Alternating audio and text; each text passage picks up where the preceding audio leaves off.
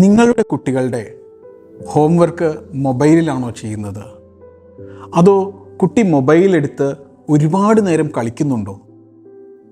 ലാപ്ടോപ്പിലോ ടാബിലോ മൊബൈലിലോ ഒരുപാട് നേരം കളിക്കുകയാണെങ്കിൽ അല്ലെങ്കിൽ പഠിക്കുകയാണെങ്കിൽ കുട്ടികൾക്ക് മയോപ്പിയ അഥവാ ഹ്രസ്വദൃഷ്ടി ഉണ്ടാവാനുള്ള വളരെ ഹൈ ആയിട്ടുള്ള ഒരു റിസ്ക് ഉണ്ട്.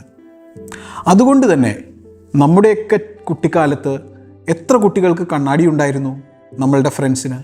ഇപ്പോഴത്തെ ഒരു ക്ലാസ് എടുത്ത് നോക്കിക്കഴിഞ്ഞാൽ 75% കുട്ടികൾക്കും കണ്ണാടിയാണ്.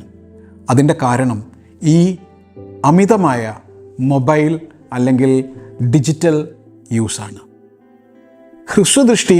ഹ്രസ്വദൃഷ്ടിയുടെ കൂടുതലായിട്ടുള്ള പ്രോബ്ലംസ്, അതായത് മയോപ്പിയയുടേതായിട്ടുള്ള പ്രോബ്ലംസ് അറിയുവാനായി ഈ വീഡിയോയുടെ താഴെയുള്ള കമൻറ്റ് ബോക്സിൽ നിന്നുള്ള ലിങ്കിൽ നിന്ന് നിങ്ങൾക്ക് കിട്ടും.